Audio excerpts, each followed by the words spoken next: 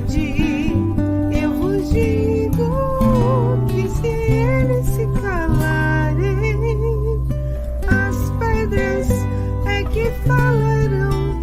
Vossos velhos terão sonhos, vossos jovens profetizarão. Cajado de Moisés, o manto de Elias, escada de Jacó, as visões de Jeremias. Hoje médiuns, antes profetas, faculdades não mais ocultas. Quantos falam, quantos sentem, quantos ouvem, quantas línguas. Em verdade, eu vos digo que se eles se calarem, as pedras é que falarão. Vossos velhos terão sonhos, vossos jovens profetizarão.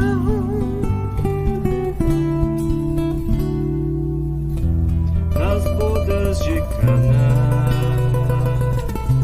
na cura das feridas, na transfiguração, nos dando água viva, sempre mestre, sempre profeta. Ser divino, ser o guia. Quantos calam, quantos sentem, quantos ouvem o médium da vida. Em verdade, eu vos digo que se eles se calarem, as pedras falarão. Os velhos terão sonhos, Vossos jovens profetizarão. em verdade, eu vos digo que se eles se calarem.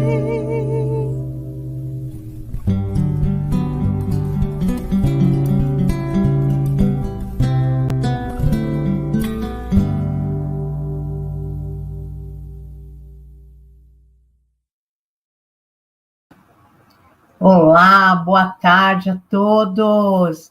Bom dia ou boa noite, dependendo do horário que você vai nos ver, não é? Muito boa tarde. Estamos mais um sábado aqui nesse nosso horário já se tornou tradicional, onde nós vamos através de falar de um dos vultos do Espiritismo, relembrar os ensinos do Cristo. Ensinos esses de força, de esperança, de trabalho constante, né? E como nós estamos na semana, né, no mês da valorização da vida, hoje o nosso vulto vem bem a calhar. Nós vamos falar de Ivone do Amaral Pereira. Então, boa tarde, você, família do Nova Era, família da Rádio Web Deus Conosco. Não se esqueçam, a Rádio Web Deus Conosco são 24 horas de conteúdo espírita. Em casa, você não precisa se deslocar para lugar nenhum. Então, tem alguma ideia, teve alguma dúvida, quer saber alguma coisa, procure lá na Rádio Web Deus Conosco, em qualquer horário que você esteja, né, com um tempinho, vá lá que você vai encontrar. Então, muito boa tarde.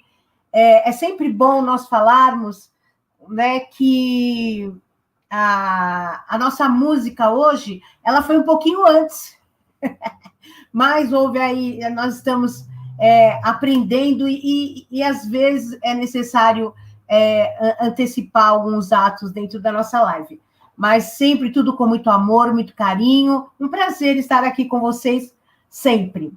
Os nossos recadinhos, vocês já sabem alguns deles, mas sempre vale lembrar, de repente tem alguém aí que está nos vendo pela primeira vez, é um prazer, seja muito bem-vindo, você que está pela primeira vez. Senhor, então nós vamos falar que a nossa casa aqui em São Paulo, Nova Era em São Paulo, hein? Se você está em outro estado, Nova Era em São Paulo, em Santo Amaro, né?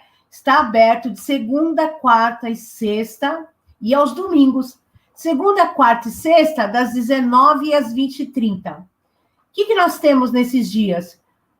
Atendimento fraterno, palestra e o passe coletivo. Nós também, aos domingos, das 10 às 12 horas, nós temos, a casa está aberta também para o mesmo trabalho.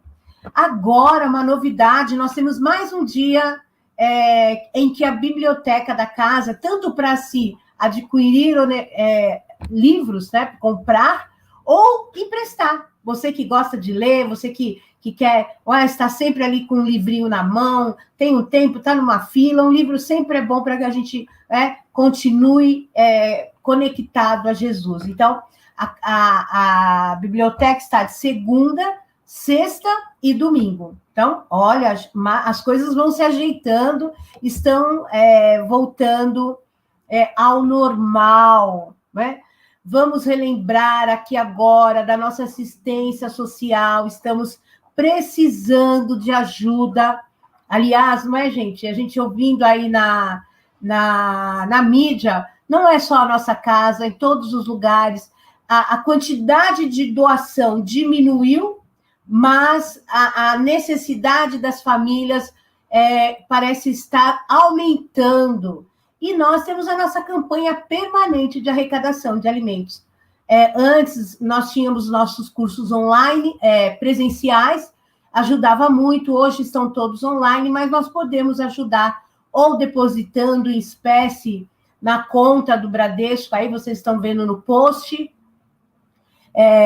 Podem também, aquilo que você puder doar, vocês sabem que um pouquinho de cada um se faz uma boa quantidade. Então, é sempre importante relembrarmos da necessidade de nós que temos um pouquinho mais, ajudar a quem necessita. Então, a casa está aberta, preparada para receber a sua doação. Então, vejam só, esses são os nossos recadinhos iniciais. Nós vamos chamar a nossa convidada de hoje, a Fátima. Seja bem-vinda, Fátima. Boa tarde. Boa tarde, Beth. Boa tarde a todos. Que prazer, minha primeira vez com você, né? A primeira vez nós duas juntos. Ai, que delícia. Muito bom. Vai ser muito... Também estou muito contente. Vai ser muito bom. Né? O nosso assunto vem bem a calhar, como eu disse um pouquinho antes, com esse mês onde diversas entidades, associações falam desse assunto, que é a valorização da vida. E você vai falar de quem mesmo? Dona Ivone do Amaral Pereira, mais conhecida como Dona Ivone, né? E qual é a obra mais conhecida dela, Fátima? Já Memórias de um suicida. Nossa, é um livro denso no início, mas maravilhoso quando você começa a adentrar a história. E vocês hoje vão conhecer, né, essa personagem tão importante, mais uma personagem, mais um espírito que veio com uma missão grandiosa e levou essa missão adiante, não desanimou, não desistiu. E essa é a ideia, né? Quando falamos de valorização da vida, é isso, nos incentivar a permanecer firme diante das nossas vicissitudes, dificuldades. Então, a ideia é essa. Mas antes, vamos fazer... Já tivemos, né? Você viu aí que já tivemos a nossa música muito linda, do time da Vanessa, e com os nossos colegas, a Regina e o Cláudio. A música é linda, né? É uma coisa muito bonita mesmo. E aí nós vamos fazer a nossa prece para que nós possamos adentrar o assunto de hoje, que é a nossa personagem, Dona Ivone. Então, nesse momento, todos nós vamos nos sentando confortavelmente, onde quer que estejamos. Vamos nos ligando aos mentores desse trabalho, fazendo uma ponte de luz até o Nova Era. Vamos nos ligarmos aos mentores dos nossos lares, aos nossos mentores pessoais. Numa equipe de amor, de esperança, de ansiedade para conhecermos mais um trabalhador da seara do Cristo, nós vamos até ele, pedindo amparo, pedindo que nossas mentes e os nossos corações se abram para as lições desta tarde. Este grupo, acompanhado por Jesus, vai até Deus, nosso Pai, Pai de amor, de bondade infinita, que nos deu a oportunidade de estarmos aqui, aprendendo, compreendendo, e quem sabe daqui a algum tempo praticando como esses nossos irmãos, que com tanto afinco conseguiram levar adiante o seu trabalho. Com esses propósitos sempre de fé e de amor, oramos, Pai nosso que estais nos céus.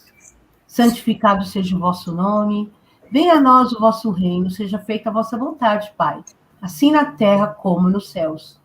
O pão nosso de cada dia nos dai hoje, e perdoai as nossas ofensas, assim como nós perdoamos a quem nos tem ofendido, e não nos deixei cair em tentações, mas livra-nos de todos os males, do corpo e da alma, que assim seja, graças a Deus, graças a Jesus. Então vamos lá. Lá, né, vamos? Com o nosso tema maravilhoso. Nós já treinamos, né? Então eu já sei bastante. Oi, pessoal, internautas, eu sei mais que vocês. Mas vou rever o assunto e nós vamos conversar um pouquinho sobre Dona Ivone do Amaral Pereira, a médium. É importante sempre trazer aqui para todos nós as fontes de consulta da nossa amiga, não é? Então, fala a primeira, Fátima, que eu falo a segunda. Tá, Ivone de Amaral Pereira, na Folha Espírita, dia 13 de 8 de 2020. Vamos falar também das informações trazidas em Recordações da Mediunidade, que também é da Ivone, não é? Sim. Aqui, esses que você está falando e eu estou falando, Beth, é tudo apontamentos dela, tá? Só abaixo da TV Nova Luz ou Espiritismo em Ação, que não é. Até no Jornal Macaé, foi ela que escreveu tudo. Então, ela tem a sua autobiografia em vários livros que nós vamos falar. Você falou da Recordações da Mediunidade, né? Tem a Trajeto de Santa Maria também, que ela se faz A Luz do Consolador também. Jornal Macaé Espírita, porque ela escrevia nesse jornal também, número 289 e 290. Puxa, Espiritismo em Ação. Isso, aí já são outros sites que tem bastante biografia dela. A TV Nova Luz. A Rede Amigo Espírita, você também encontrou bastante coisa. Sim, e no final, aí voltou nela, né? A anotação escrita por ela, né, a médium, em 30 de julho de 1973, e foi publicada no Reformador, que é o Jornal Espírita, em fevereiro de 1982. Porque ela escrevia também para o Reformador. Ela escrevia para o Reformador. É bem interessante iniciarmos a nossa live falando, né, da época de nascimento da Dona Ivone. Já é um mês, dezembro é um mês, né, onde os fluidos são renovados, pois sabemos que estamos próximo do Natal, o nascimento do Cristo. E nessa época, né, nessa época do ano, essas energias se renovam por quê? Além da esperança, né, aquela coisa do amor que vai nos envolvendo pelo nascimento do Cristo, por essa energia tão densa que Jesus deixou através da sua vinda ao planeta Terra, né, nessa data, nós temos aí a virada do Ano Novo, né, Fátima? Onde nós nos enchemos de esperança para que possamos reiniciar um novo período, né? Um novo período de 12 meses. E nesse momento, justamente em 1900, dezembro de 1900, nasce Dona Ivone. Que dia, hein? Fala para o pessoal. Então, abri os olhos, Dona Ivone, em março. Passa outro slide, por favor. para a vida material num sítio, 24 de dezembro de 1900, a véspera de Natal, né? Abriu olhos para a vida material, Ivone Amaral Pereira, num sítio nos arredores da Vila de Santa Teresa, município de Valença, Rio de Janeiro. Então, vamos lembrando que muitos de nós achamos que ela era mineira. Não é, ela é carioca. Ela é carioca da Gema. Mas ela fez um trabalho fantástico em Minas. E viveu por muito tempo em Minas. E os pais dela? Sempre bom a gente trazer essas informações para a gente saber que são como nós, né? Nasceram numa família, às vezes com dificuldades ou não, mas ali envolvida com muito carinho, tendo a oportunidade de mais uma encarnação. Então, o pai dela, Beth, era um pequeno negociante, ele era muito generoso. Manuel José Pereira, e a mãe também dela, que também era muito generosa, Elizabeth do Amaral Pereira. Tem um detalhe aí, que ela tinha 5 irmãos, Beth, sendo que o primo mais velho era do primeiro matrimônio da mãe. A mãe casa pela segunda vez com o pai de Dona Ivone. Então, aí o que acontece? Até ela tinha a dona Elizabeth, do Amaral Pereira, ela então tinha 5 filhos, e o que acontece? Dona Ivone viveu até os 10 anos sob os cuidados da avó paterna, porque, assim, em vista de anormalidades, entre aspas, que acontecia com ela na sua infância, que nós vamos falar daqui a pouco, que não tem nada de anormal, né? A mãe dela não tinha tempo para cuidar disso dela. Então, ela passou a viver até os 10 anos, praticamente foi criada pela avó paterna. E você falando, né? Tendo que viver com os avós paternos, tendo outros irmãos lá com a mãe. Dona Ivone foi uma criança infeliz? Sim. Ou feliz? Não, ela era muito infeliz, triste. Por quê? Ela vivia, Beth, com uma saudade imensa do ambiente familiar que ela tivera na última encarnação, na Espanha. Olha isso. E lembrava com extraordinária clareza. Ela não tinha dúvida nenhuma. E aí o que acontecia? Ela considerava o pai dela e os irmãos como estranhos.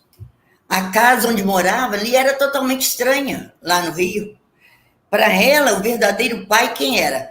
Um espírito que esteve encarnado com ela antes, o espírito Charles. Aí ela vê a casa da Espanha, onde eles estiveram reencarnados. E aí o que acontece? Esses sentimentos desencontrados dessas faculdades mediúnicas já fazia, então, que ela tivesse o comportamento considerado anormal que falamos.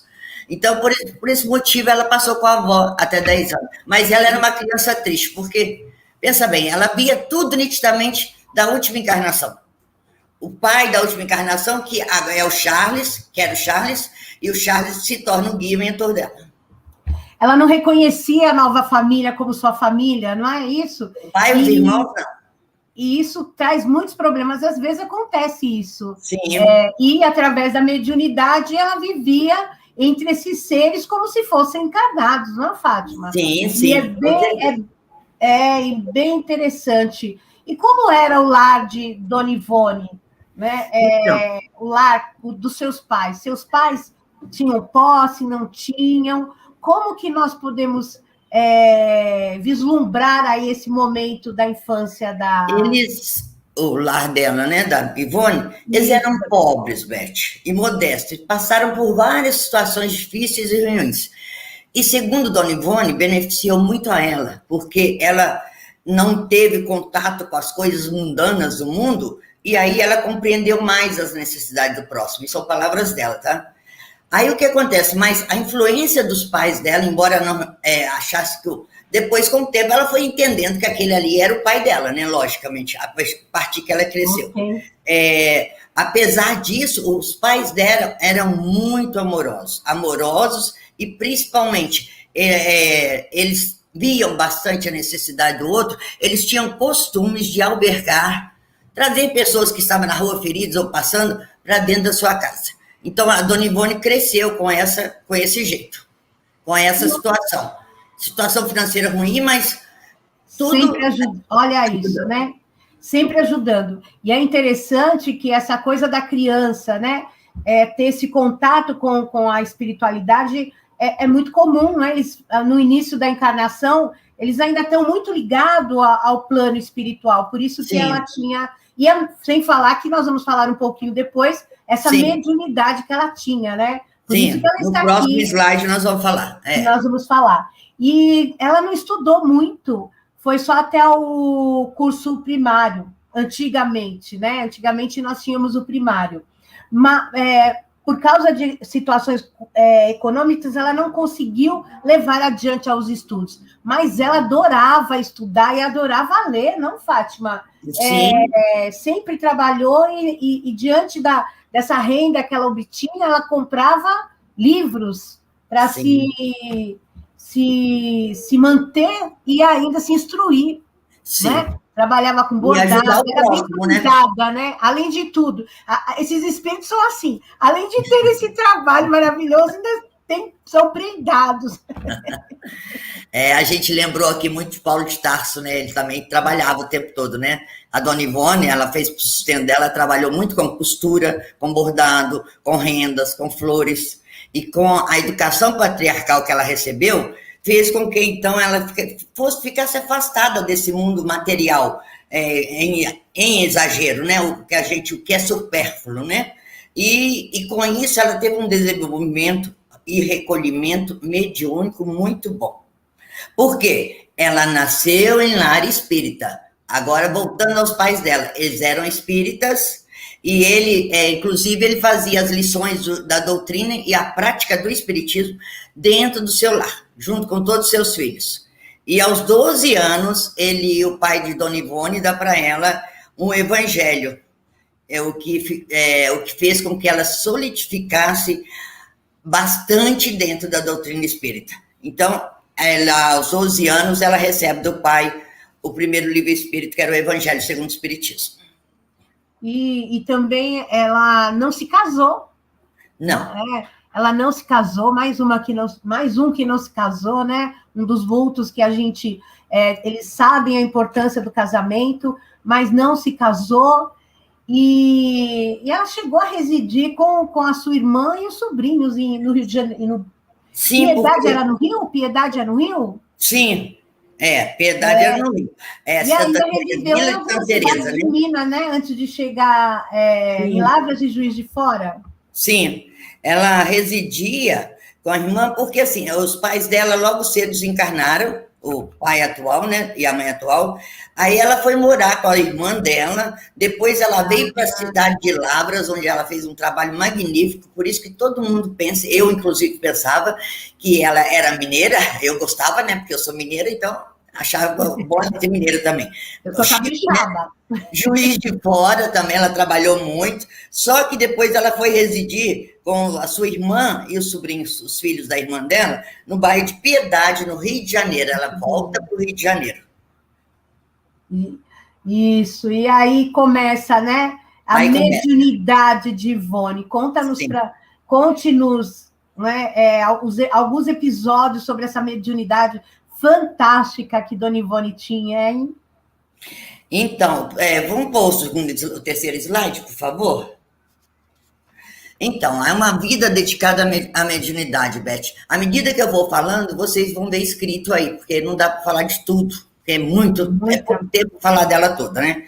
Com 29 dias, como a maioria de nós conhecemos, ela teve um acesso de tosse 29 dias, e a sufocou, deixando-a em estado de catalepsia. E naquela época, não se mantendo às 6 horas. Inclusive, o médico e o farmacêutico da cidade, que era próprio da cidade, chegou a atestar o óbito dela por sufocação. Presta atenção no sufocação, que mais tarde nós vamos lembrar disso. Aí o que acontece? A família preparou o corpinho dela, colocou ela no caixãozinho, mas a mãe não se contentava. Ela achava que não, que a filha dela estava viva. Aí ela vai para o interior da sua residência, aí ela faz do coração aquela prece de mãe, né? Que só a mãe sabe fazer. A Maria de Nazaré, solicitando que Maria intervesse, porque no íntimo ela acreditava que a filha dela estava viva. Momentos depois, Dona Ivone acorda chorando, né? 29 dias. Décadas mais tarde, foi explicado que esse fenômeno, naquela idade, corresponderia a um resgate dela, porque ela foi suicida por afogamento em uma encarnação anterior. Então, a sufocação foi devido a isso. A sua pronta recuperação, créditos por os méritos da prece sincera e fervorosa de sua mãe, a nossa querida Maria de Nazaré. Então, antes de entrar aí, aos 4 anos, ela já se comunicava visualmente com os espíritos. Visualmente, né, menina? Nossa! Aos quais ela considerava pessoas normais, como você disse, ela considerava pessoas normais ali, do lado dela, conversando. Só que ela tinha 2 particulares, que ela nutria um afeto muito grande. 2 mais constantes, né? 2 amiguinhos, 2 fantasminhas mais queridos. Sim, tão queridos, né? O mentor dela, o guia espiritual dela, o espírito Charles, que nós já falamos que tinha sido pai dela na reencarnação passada. Então, ela foi o orientador dela durante toda a sua atividade mediúnica. E tem um outro, que é o espírito de Roberto de Canalejas. É um médico espanhol, que em meados do século XIX, ele era uma outra entidade e nutria um profundo afeto com a Dona Ivone. E Dona Ivone, ela mesma fala, porque isso tudo são palavras dela, tá, gente? Eu vou contando assim tudo que ela deixou falado nos livros. Ela fez muito Roberto Canalejas sofrer. Então, ela tinha um afeto muito grande para ele, ela tinha dívidas a saldar com ele. Inclusive, ele acompanha a Dona Ivone desde os 4 anos de idade. Nossa. E ele reencarna em 1931 na Polônia, e em 1976, ele teve no Brasil, 76 ou 77, ele quase que se encontra com Dona Ivone. Então, no primeiro século, ele antes dele ir para eu falei, a Polônia, ele reconhece a Dona Ivone de existência passada. Mas desde os 4 anos que ele, na verdade, já reconheceu ela, né? E desde os 4 anos que ele aparecia para ela. Aqui reforça, vale a pena até nós falarmos, né, Fátima? Viu como, através desse trabalho que você fez, viu como quem ama não se separa? Né? Sim. Então, assim, os nossos entes queridos, você que sofre porque um ente querido voltou para a espiritualidade, não sofra. O amor permanece, esse laço, né, verdadeiro permanece, só que em momentos diferentes. Então, nesse momento você ficou aqui, ele voltou para a espiritualidade. Sim. Sinta-se alegre, porque ele terminou parte da tarefa dele, né? Mas vão se encontrar, né, Beth? Mas se já não se encontram em sonhos, né, na madrugada. Sim, com certeza. Você vê ela com o Roberto, né? Desde os 4 anos ela passou dele. Passou a ver. Inclusive, essa foto maior, mais compridinha aí, é a foto do Roberto de Canalejas, tá? Do espírito Charles eu não consegui, porque tem muito poucas fotos de Dona Ivone com alguém. E aí, só que assim, ela tinha, né, Beth, como nós estávamos conversando outro dia, além desses 2 afetos, ela tinha 2 entidades que lhe eram também particularmente muito caras. Quem são eles? O Leon Tolstói, que é esse que está sentadinho em um banco, tá? O que aconteceu? Ele queria trazer a comunicação. Ele, no plano espiritual, ele queria trazer a comunicação. E ele morava na Rússia, ele era da Rússia, então, mas lá na Rússia não permitiam comunicações espirituais, nem fotografia, nem nada. Aí o que ele faz? Ele vai atrás da Dona Ivone, porque ele reconhece ela, e como ela esteve reencarnada com ele em Moscou, aí fez o par completo, né? A sintonia, bateu a sintonia. Sim, bateu. Na mensagem. E o outro é Frederic Chopin. Pois minha filha, é lindo, né? Ela fala carinhosamente do Chopin, Beth. Ela dizia assim, esse espírito encantador tem sido um dos mais ternos amigos que adquiri através da mediunidade. Só que assim, nós vamos esclarecer que o Chopin não trouxe mensagem com a Dona Ivone, tá? Porque ele só sabia exprimir através da linguagem musical. E como falava com a Ivone, cultura musical e ela não tinha conhecimento, então não trouxe nenhuma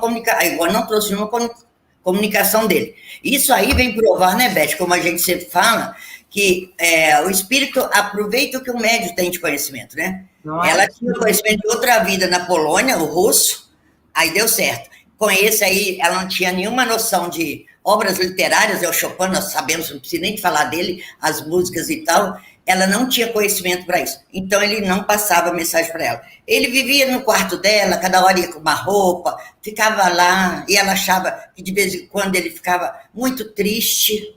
E ela fala dele assim, segundo, ela chegava a sentir a respiração dele, até que ele aparecesse. Ele sempre estava envolto num halo de luz azul, acompanhado do perfume de violeta.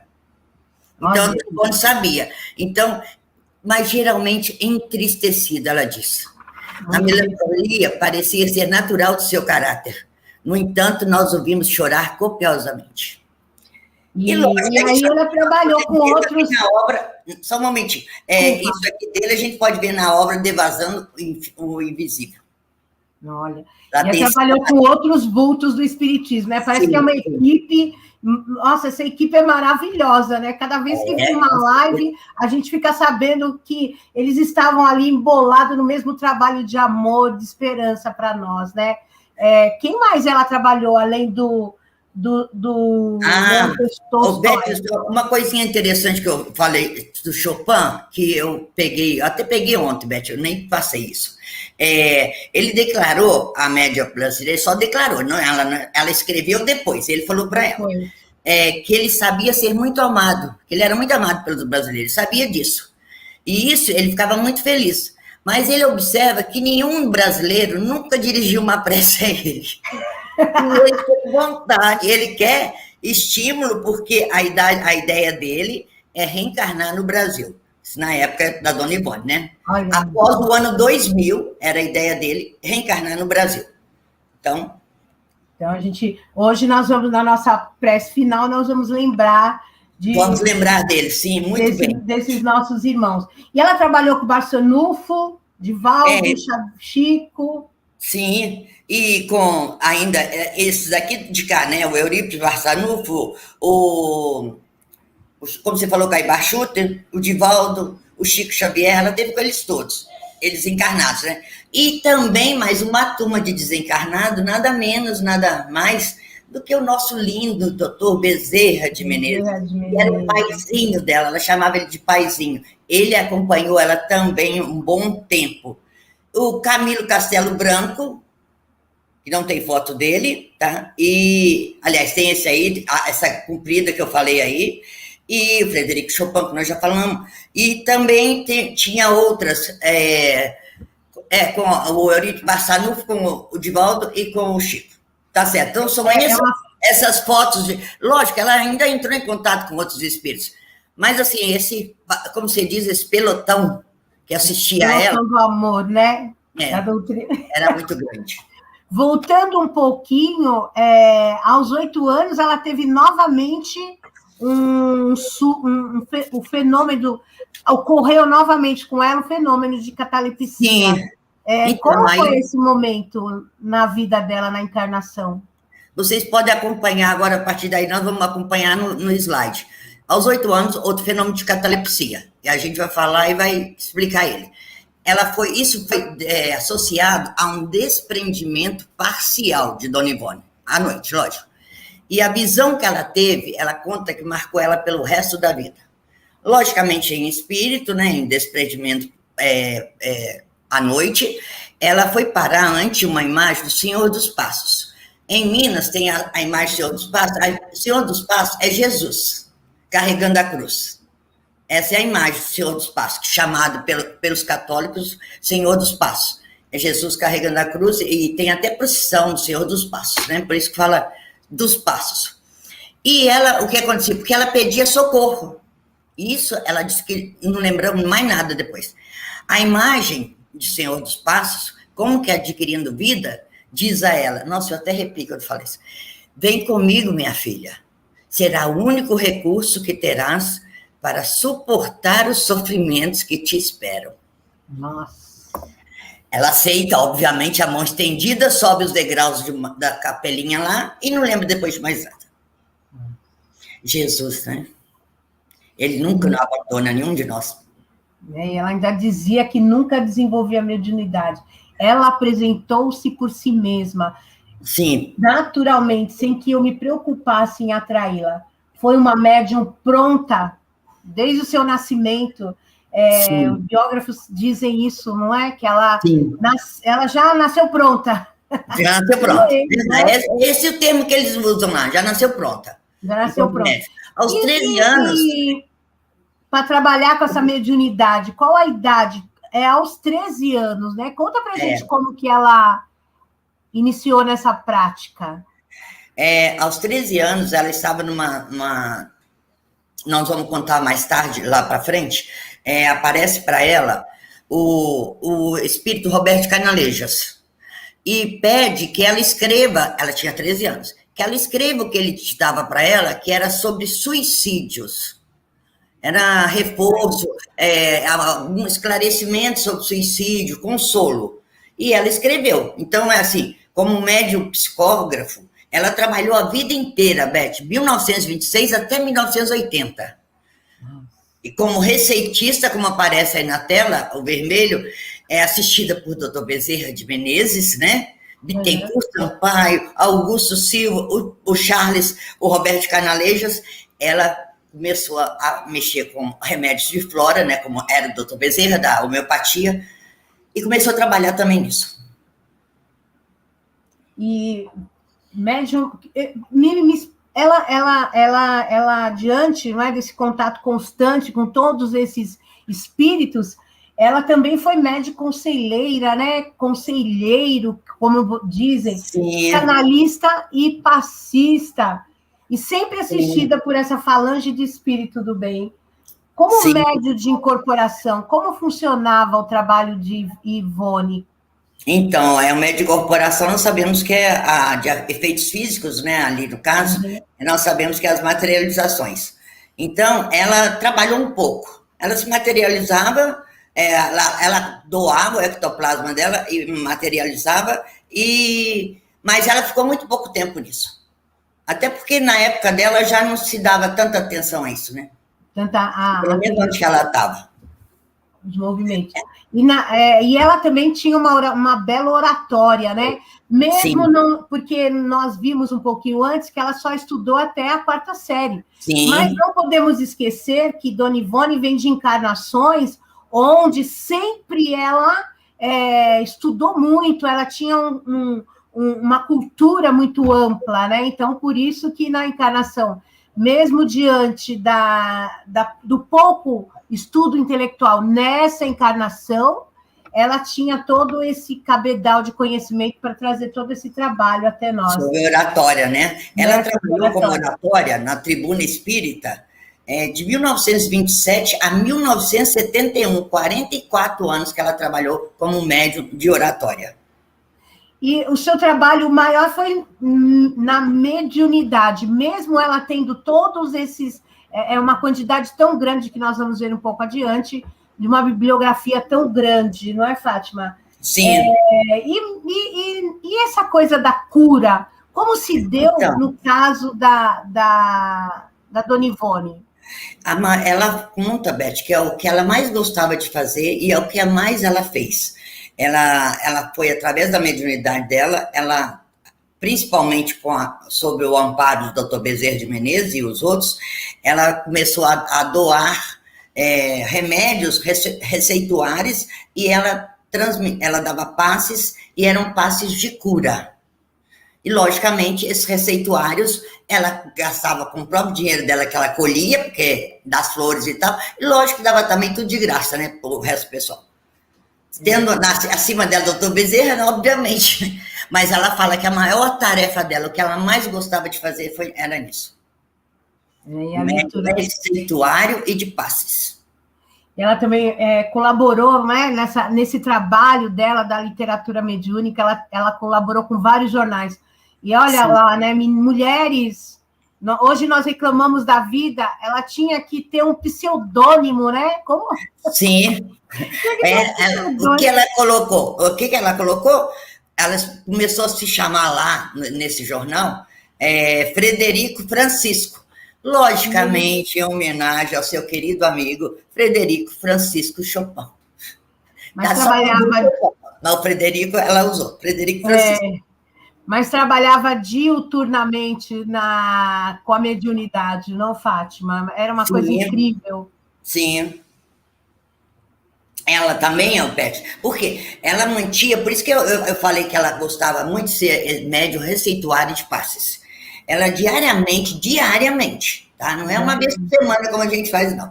Ela tinha trabalho de passes e irradiações beneficentes. Só que ela conta que ela fazia sozinha com Deus e seus guias espirituais. E nesse momento, ela orava pelos desencarnados, lia trechos da doutrina espírita para eles, do Evangelho, por exemplo, oferecia a eles e pedia a Jesus que os fizesse ouvir e coparticipar das preces dela. Esses desencarnados, em especial, eram todos suicidas. Nossa. E ela, diariamente, ela fazia essa parte de prece dedicada a ele, sozinha na casa dela. Olha só, ela veio com essa missão de abraçar, né, amparar e orar por esses irmãos que muitas vezes, num ato impensado, tiram a vida, e a gente já aprendemos um pouquinho que na espiritualidade passam por dificuldades em razão desse seu ato impensado. Mas, meu Deus, aos 14 anos ela tinha aquele hábito que você me contou. Conta, professora! Ela gostava, ela se sentia muito bem, ela gostava de passear entre os túmulos. Quando ela estava morando no Rio de Janeiro com a irmã dela e sobrinhos, ela morou antes também, com os seus 14, 15 anos, ela conta que ela achava ótimo passar as tardes entre os túmulos, a título de passeio, tá? Porque ali ela sentia aquela tranquilidade fantástica naquele lugar. Aí ela dizia assim, frequentemente, assim sendo, eu percebia espíritos sofredores, ainda chegados aos próprios despojos carnais, que se decompunham sobre a terra. Jamais os temi. Nunca me perturbaram ou causaram dano. Eu os amava e compreendia. Ao espírito suicida, nada surpreende, nada atemoriza e nada desespera. Olha então, aquela história, né? Nós temos que ter medo dos vivos e não dos mortos. Sim, com certeza. Ela deixa bem claro isso, né? Olha que interessante, né? Nós vamos ver que foi não só numa encarnação que ela foi suicida. Sim. Né? E uma coisa muito interessante que nós vamos falar agora. Dona Ivone, todo o trabalho dela era orientado pela codificação, né? Os livros básicos da codificação. Em nenhum momento ela trouxe... Vamos pedir o próximo slide, que é esse. Não... Aí, ó. Aí, né? Dedicação. Isso, a doutrina espírita. Olha aqui. Que ensino maravilhoso para todos nós estudantes da doutrina, não, Fátima? Ela dizia, olha a dedicação dela, minhas outras faculdades foram cultivadas com muito amor, perseverança e respeito, tendo eu seguido fielmente as prescrições do livro dos médiuns, sem nunca sofrer nada ao obedecer a elas. Segui sempre as orientações dos livros básicos e dos próprios guias que por mim velavam. Então, ela tinha um respeito, um estudo muito rigoroso com a doutrina espírita. Isso é muito importante, né? Porque nós que temos, você que está aí, que tem alguma dor, alguma dificuldade, onde buscar ajuda? No Evangelho do Cristo, né? No Evangelho segundo o Espiritismo, nos diversos capítulos com ensinamentos profundos, né, nos trazendo perseverança, resiliência, força para continuar na nossa caminhada. O livro dos médiuns, para quem tem essas mediunidades ostensivas, né, ali se tira todas as dúvidas, e o que ela deixa muito claro, né? Nunca sofreu por aceitar e por compreender, conviver com eles. Conviver, obedecer ali, entre aspas, aquilo que Kardec trazia dentro da codificação. E ela tinha muito respeito pela doutrina. No tempo que ela vivia no Rio de Janeiro, nós já vimos um pouco, morou com uma amiga. Essa história é maravilhosa.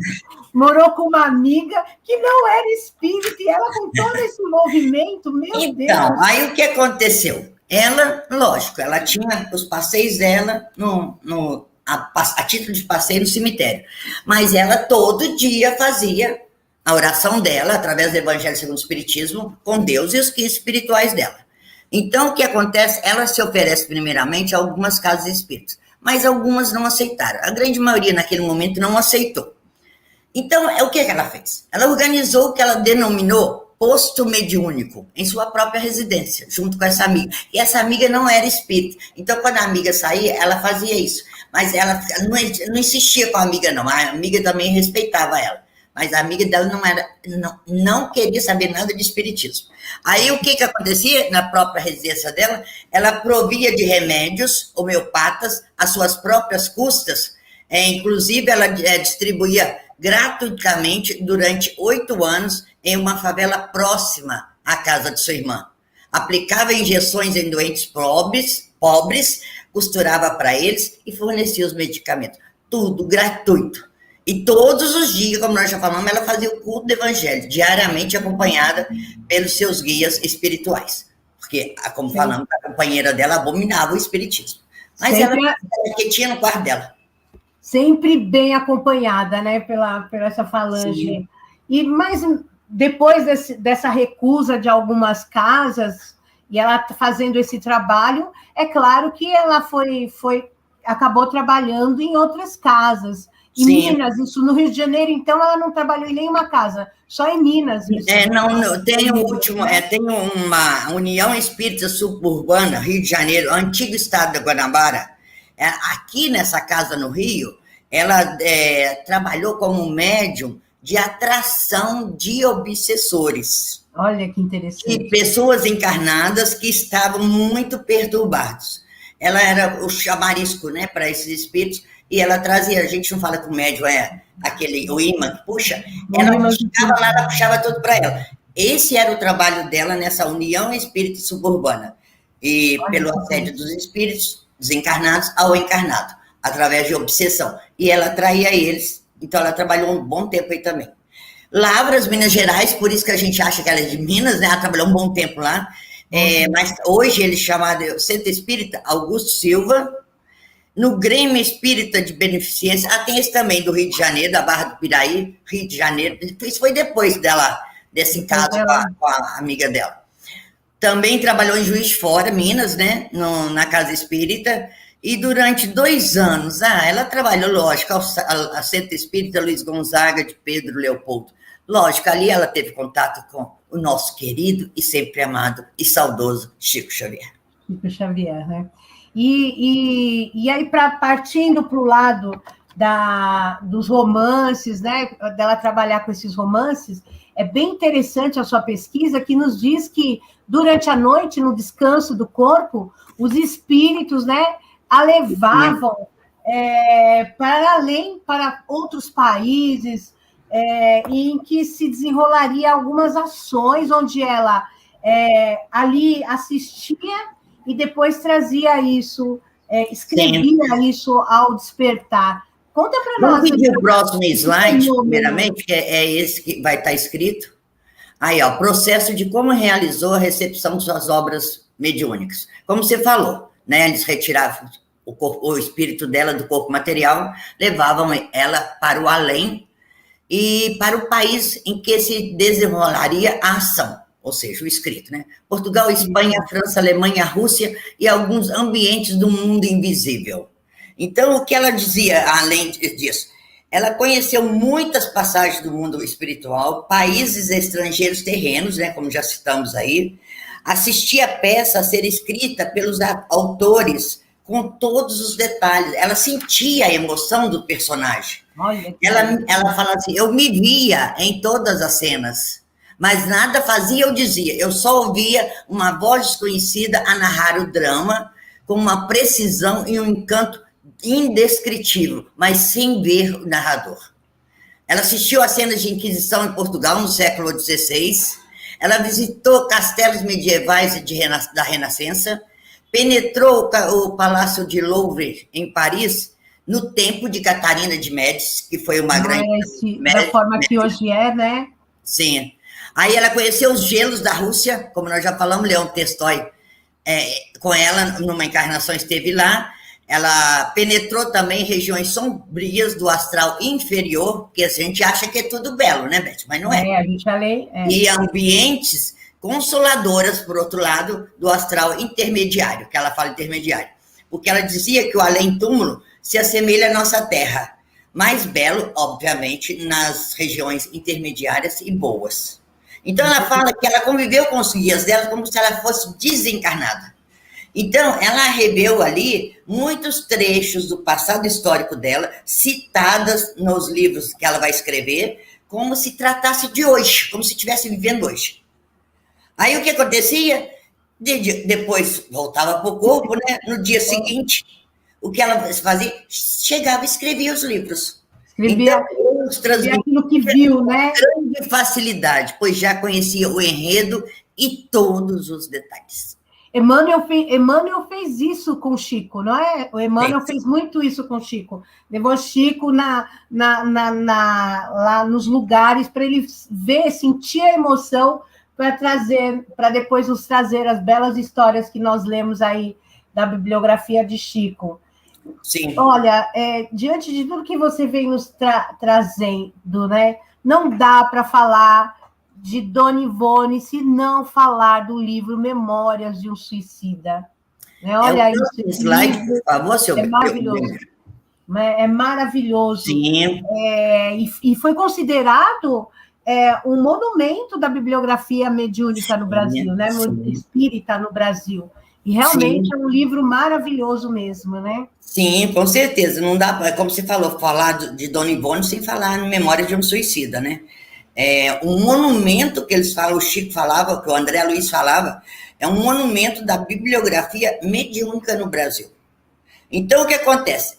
Ela, jovem ainda, ela recebeu sugestões de espíritos para se submeter mediunicamente ao espírito Camilo Castelo Branco, que viria depois a usar o pseudônimo de Camilo Cândido Botelho. Então, nós vamos ver sempre o Camilo Cândido Botelho nesse livro do Suicida, porque ele queria dar uma mensagem muito séria, muito boa sobre suicídio e os suicidas. Ela trouxera, então, a incumbência de expressar esse trabalho. Ela concordou. Isso antes de encarnar também, ela conta que ela já tinha submetido a esse trabalho, que ela viria para cá e ia submeter a escrever esse livro. Portanto, por quê, Beth? Era uma forma de resgatar as próprias falhas dela, né? Nós não falamos que há 8 anos ela teve outra catalepsia por afogamento, e agora ela vai reviver uma vida em que ela se suicidou. E aqui a gente vê a bondade divina, né? Ela acaba se suicidando em alguns momentos da evolução, e mesmo assim ela tem a oportunidade, e aí foi um choque para esse espírito, para se conscientizar definitivamente de que o suicídio não é um bom caminho. Não é? Com certeza. Através desse trabalho, o espírito percebeu que perseverando, aí a partir daí, com certeza, ela não se suicida mais nas próximas oportunidades. Com certeza. Porque diante desse trabalho maravilhoso, mas sim, você me conta que ela escreveu esse livrinho, pôs embaixo do braço e foi oferecer para... Foi, né? Essa história é muito bonitinha, né? Olha só. Então, ela acabou de escrever ele em 1926, mas só foi publicado 30 anos depois. Nós vamos contar por quê. Então, esse livro, a primeira parte dele são sofrimentos experimentados por aqueles, no caso Cândido, o Camilo, né? Experimentados que atentaram contra a própria vida. Aí o segundo e a terceira parte, ela invoca, então, aqueles trabalhos lindos de assistência e de preparação para uma nova encarnação na Legião Servos de Maria, né? Olha, então, assim, é lindo. Esse livro eu já li 2 vezes, todo mundo tem que ler, né? Então, ela dizia assim, dentre os numerosos espíritos suicidas com quem mantive intercâmbio, um se destacou pela assiduidade e simpatia, com que sempre me honrou, e principalmente pelo nome glorioso que deixou na literatura de língua portuguesa. Era um romancista fecundo e talentoso. Aí era o Camilo Castelo Branco. Aí o nome dele muda para Camilo, na narração do livro, né? Esse nobre espírito, ela fala, frequentemente se torna visível para mim, por sentir bem querido e aceito. Não lhe conhecia de maneira nenhuma a bagagem literária e copiosa, porque ele era poeta. Ele foi poeta, né? Aonde que ele descobre a Dona Ivone? Lá em Lavras, no Centro Espírita de Lavras, realizada na fazenda do Coronel Cristiano José de Souza, antigo presidente do Centro Espírita de Lavras, e deu a ela a primeira mensagem. Daí em diante, Beth, as sessões organizadas, ora em reuniões íntimas, ou no silêncio do aposento, altas horas da noite, dava-me apontamentos, noticiário periódico, escrito ou verbal, ensaios literários, verdadeira reportagem relativa a casos do suicídio e suas tristes consequências no além-túmulo, na época, verdadeiramente atordoadores para mim. Imagina o que ela não sentia, né? Olha que trabalho. É um trabalho maravilhoso, né? E nesse trabalho também ela era arrebatada para a espiritualidade, como sempre, transitava, né, por vários ambientes para que pudesse trazer a coisa ali, porque quando a gente lê Memória de Suicida, dá um negócio assim, porque você fica apavorada. Meu Deus, que sofrimento. E eu, se eu algum dia tive ideia de me suicidar, depois desse livro, nunca mais. Não dá. Depois que lê esse livro, acho que ninguém consegue se suicidar. Eu não me lembro de que. Inclusive, quando ela escreveu esse livro, já depois ele publicado, algumas pessoas, a alegria dela era isso, algumas pessoas que tentaram suicídio, receberam o livro dela e, lógico, desistiram do suicídio, né? Ela disse que era uma bênção para ela. Então, ela fala assim, Beth, aqui no livro dos Memórias de um Suicida, eu não psicografei, pois eu via e ouvia nitidamente as cenas aqui descritas lá do Baixo Umbral, do Vale dos Suicidas, do Legião Servos de Maria, observava os personagens, os locais com clareza e certeza, como se os visitasse, estivesse ali presente, e não como alguém que eu estivesse obtendo notícia através de uma simples narrativa. Ou seja, aí, como você falou aquela vez, lembra o que eu falei, como ela assistia isso tudo? Como cinema 3D, né? Em 3D, tela 3D, lembra também, né? Chega na espiritualidade, vai ver a sua vida em tela 3D. Ah, meu Deus, eu lembro, então, eu me vejo descendo pelo banco, assim, não quero mais, não quero assistir mais. Desliga. É lógico, e ela via tudo em 3D, porque é uma riqueza de detalhes uma que riqueza só de muito grande. Participando para que possa trazer tantos Com certeza. detalhes.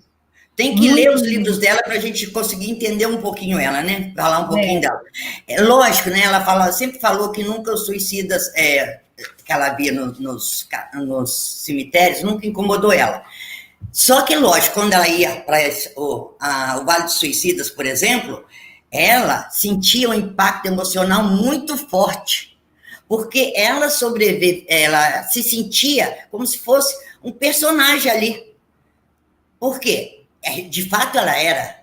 Ela reviveu um passado dela doloroso, que ela suicidou, então ela sentia como se ela estivesse ali naquele momento, lá do Camilo e de todos os outros, como se ela estivesse ali suicidada naquela vida. Então, o que acontece? Como você falou, a espiritualidade nunca nos larga de mão. Não, é um amor intenso por nós. Então, ela busca a ideia de um conforto para não suicidar de novo. Ela vem com essa bagagem, de buscar um conforto através de livros para que ela não suicidasse de novo. E mesmo você diz, né? Ela com essa mediunidade que ela tinha, o que acontece? Ela deveria ter, ela via, né, os espíritos na sua dor intensa, né? Ela ali, mesmo no cemitério, eles não a incomodavam porque ela tinha, né, mas sentia o amor que ela dispensava a eles, o amor para eles, mas ela via, ela sentia que aquele irmão estava num desespero total. Mas tem um caso aí bem descontraído para você trazer de Ivone, de frio, nós que somos aqui desse trópico tão quente, eu que tenho calor, né, pessoal? Quem me conhece, um calor eterno. Conta para o pessoal essa história. Então, certa vez quando o Camilo, né, o que estava ditando para ela o livro de Suicidas, estava mostrando ela, não ditando, mostrando, né? Ela estava descrevendo com ele uma tarde de inverno, rigoroso em Portugal, que ele conta dele, né? E tinha do lado, onde ele estava, uma lareira muito acesa para esquentar. E ela sentia uma sensação de frio que o Camilo não sentia, né? E ela começou a bater os dentes. Ela disse que ela sentia ela batendo os dentes, assim, e buscando aquela chama para aquecer, enquanto o Camilo ria, satisfeito com as experiências. Era para sentir mesmo, né? Ela sentia mesmo, né? Tudo, até o frio de lá, né? E é interessante que você também nos trouxe que ela terminou o livro, né? O livro Memórias, seus escritos, colocou embaixo, olha você aí que tem, né, o seu trabalho e já ouviu algum não, presta atenção nessa história da Dona Ivone, né? Claro que foi providencial, a negativa, a gente vai saber, mas ela coloca o livrinho embaixo do braço e vai oferecer para quem, aonde, hein, Fátima? A quem, onde? Põe o próximo slide, por favor. Então, ela pegou os escritinhos dela, né? Memórias do Suicida, Memória do Suicida, e outro que ela também já tinha escrito, Amor e Ódio, que é uma das obras que nós vamos falar. Aí, ela botou no bracinho lá, como você disse, que eram escritas à mão, depois ela teve que datilografar tudo, né? De novo, ela não tinha máquina, mas depois, futuramente, ela ganhou uma máquina para que pudesse ser editado, porque era só editado com datilografia. Aí ela chega lá, ela encontra na escadaria o senhor Manuel Quintão, que na época era um dos diretores da FEB, Federação Espírita Brasileira, tá? Quando expliquei que eu levava 2 livros, ele cortou minha palavra dizendo, não, aqui só entram livros mediúnicos do Chico Xavier. Estou muito ocupado, não disponho de tempo. Aí o que ela faz? Retirei-me, eu reconheci a minha própria incapacidade e não insisti. E, aliás, eu mesma não soubera compreender o enredo de Memórias de um Suicida. Acreditava tratar-se de uma grande mistificação. E ela disse que silenciou. Aí o que acontece? Ela volta para casa, né? Chega em casa, pega o fósforinho, né? A caixinha de fósforo, põe os livrinhos lá, os 2 livrinhos, risca o fósforo. A hora que ela ia jogar nele, ela viu alguém segurando, um homem segurando o braço dela. Ela fala que era um homem transparente e levemente azulados, estendidos, como protegendo as páginas do livro dela. Sabe, eles faziam assim. E uma voz que dizia ao ouvido dela, espera, guarda-o. Aí ela continuou dizendo que meu coração reconheceu como sendo vibrações do querido doutor Bezerra de Menezes. E ela estava com 26 anos, né? Você viu, né? Ela quase que um trabalho tão intenso, tão valoroso, quase que ela, né, dá fim, porque não tinha cópia ainda, né? Mas aí ela teve que novamente pegar esse trabalho e inserir algumas coisas nesse trabalho. E teve, olha só, Leon Denis como seu diretor, dirigente, olha, essa história é maravilhosa. Aí entra na vida dela o Leon Denis, já desencarnado, obviamente, né? Sim. Ela conta que um dia após as preces e o receituário que ela fazia todos os dias, né? Apresenta-se a ela, nada menos, nada mais que o senhor Leon Denis. Aí ele diz assim, nós vamos refazer o livro Memória de Suicida. Ele está incompleto, não poderá publicar como ele está. Então, ela compreende que o senhor Quintão, lá da FEB, fora inspirada pelos amigos espirituais para não me receber quando procurei na federação. E ela conta que ela foi um tempo muito feliz com com Leon Denis, por quase 30 anos. E nós estamos vendo, né? Processo, isso. Se Leon Denis tratar as pessoas como ele traz aquela... Porque nós estamos, eu, você, a Alta, algumas pessoas, estamos estudando o Depois da Morte, já vimos outra obra, e ele traz uma coisa tão linda, tão gostosa de se ler no livro dele. Se ele tratou Dona Ivone dessa forma, é claro que ela se apaixonou por ele, né? Foram 30 anos de trabalho com Leon Denis. Deve ter aprendido muita coisa. Ela fala que o Leon Denis, Beth, era sempre aquele que enxugava as lágrimas dela e trazia o consolo para ela, perante a escrita de um livro desse, né? Então, aí após a publicação da obra, ela começou a sentir um amparo espiritual, começou a ficar mais segura, né? E a obra gerava nos seus leitores estudiosos um impacto. É isso que eu falei. Cada indivíduo que lia e afastava a ideia de suicídio em sua mente era uma contribuição de amor, ela disse, que ela recebia em bênçãos divinas para ela. Então, nós estamos no mês de setembro, né? Como você vai falar aí.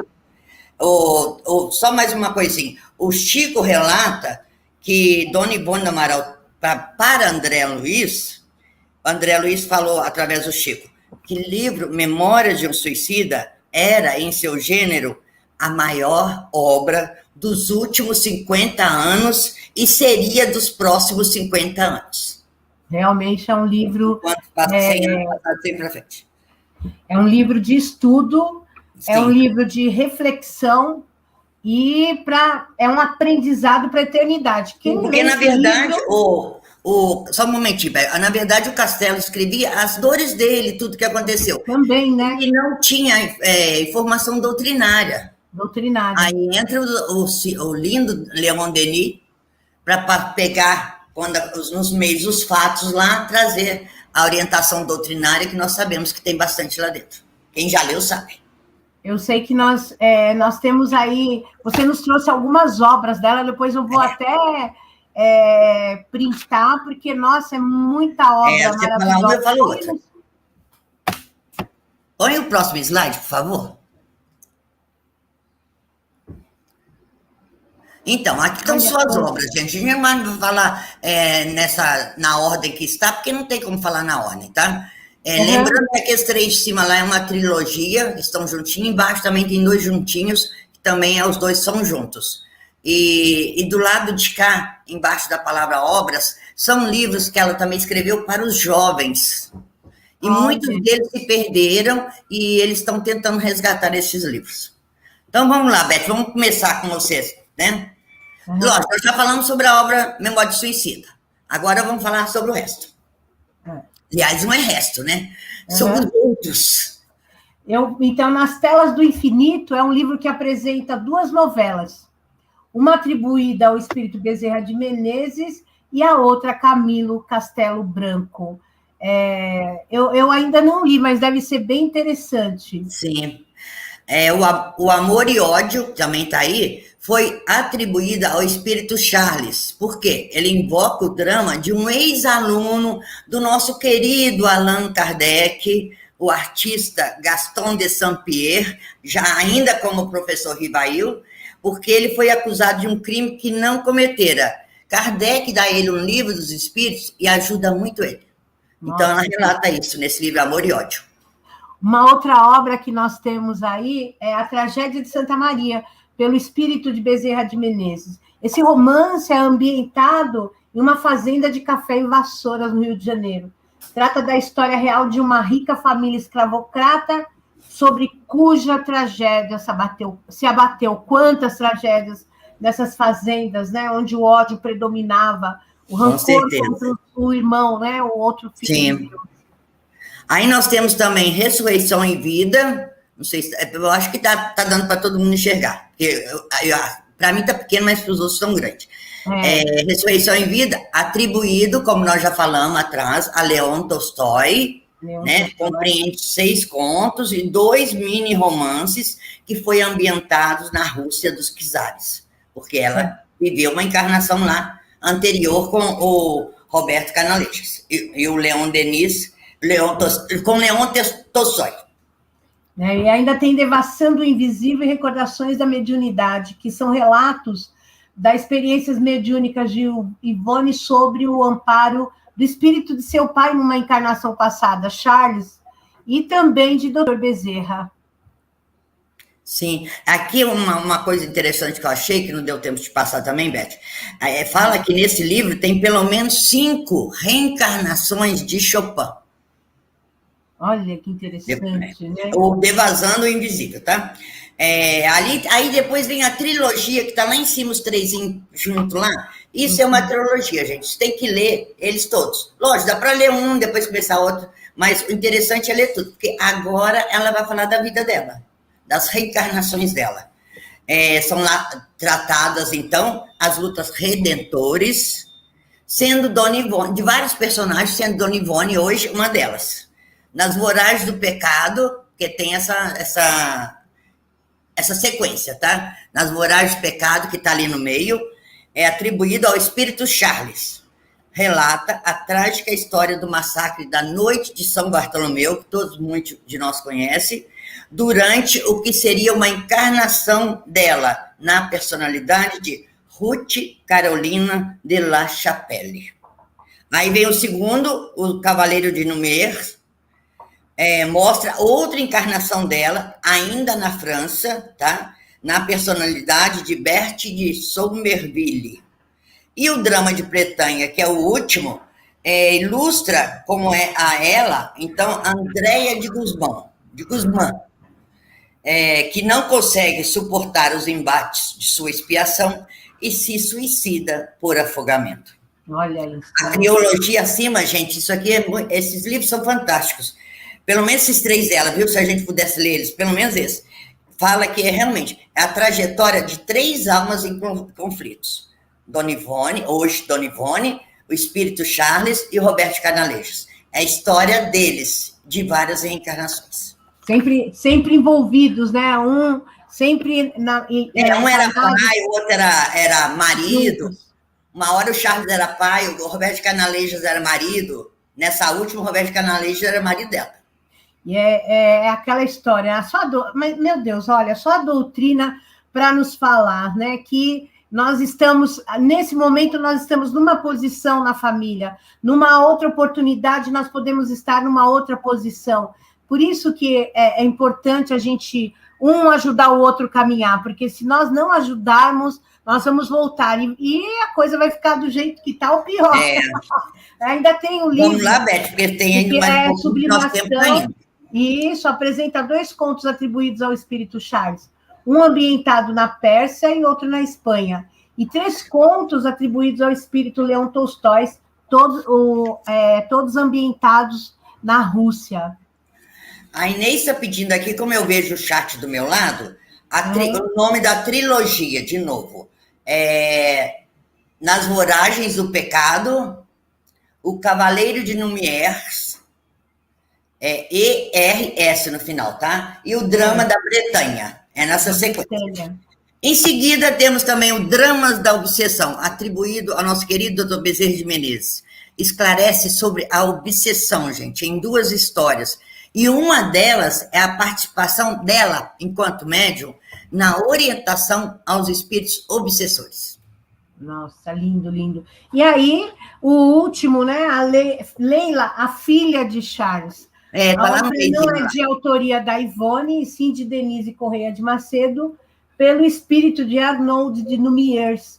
Retrata a penúltima reencarnação de Ivone como Leila de Vilares Montalbán Guzmán, uma jovem espanhola, olha, que acabou por suicidar-se no Rio Tejo. Então, Charles foi o pai e o espírito Roberto de Canalejas foi o marido. Olha a ligação, né, que ela tem. E esperantista, né? Ela foi também esperantista. Lembrei de seu Niltinho, quando fala de Esperanto, lembro das nossas aulas com seu Niltinho de Esperanto no Nova Era. Que saudade. Vamos lá, Beth, mais rapidinho, porque vamos, mais um pouquinho aqui. Então, essas obras de Esperanto dela, ela resumiu num livreto de 4 artigos, que chegaram a ocupar as páginas do Mundo Espírita. Ela publicou com o título, aquele azulzinho ali do lado da Leila, é um caso de reencarnação. eu e Roberto de Canalejas. Olha que lindo, né? E tem outros, né?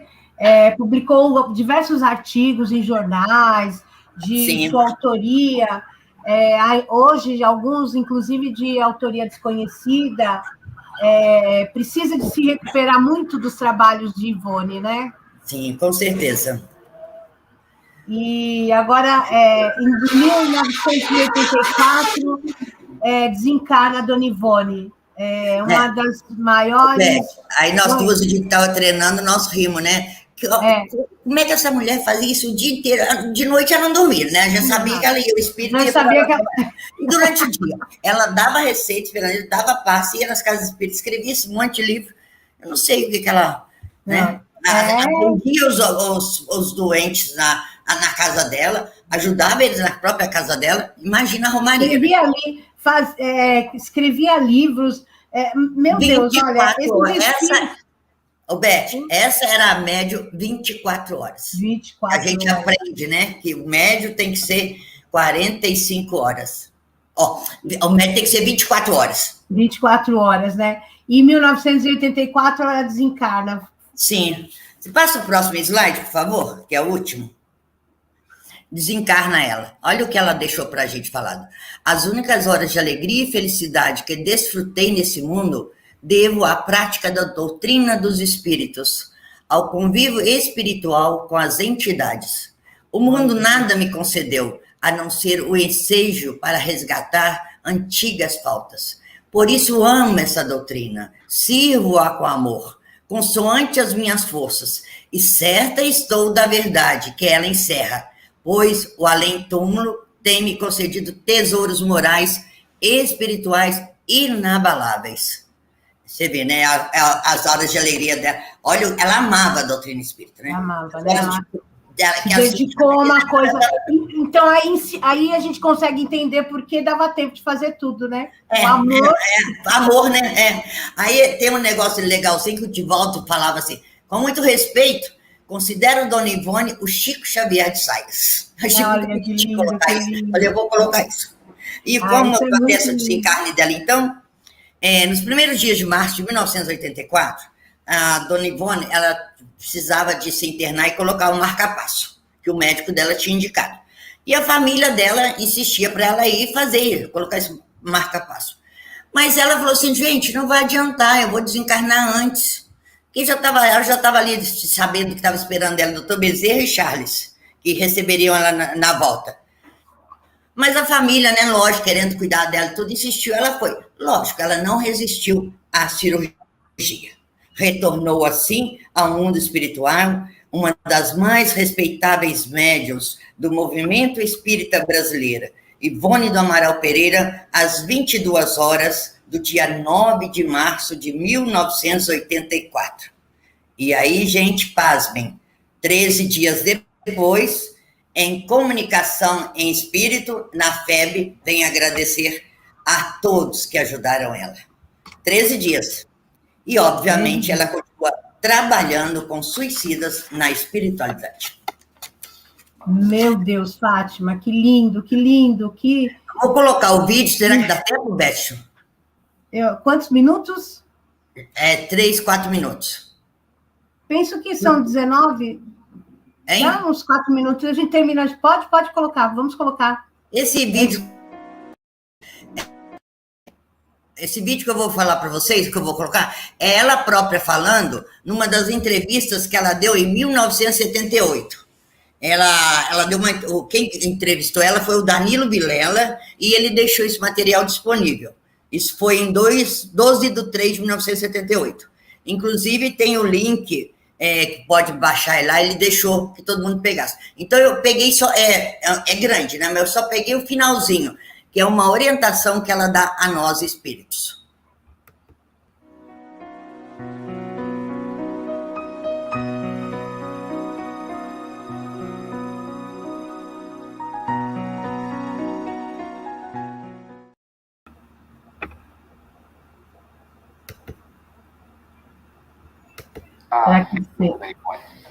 Acerca de estudos, estamos falando aqui, nós sabemos que o estudo é um dos traços característicos dos Espiritismo, ou deve ser um dos traços do Espiritismo.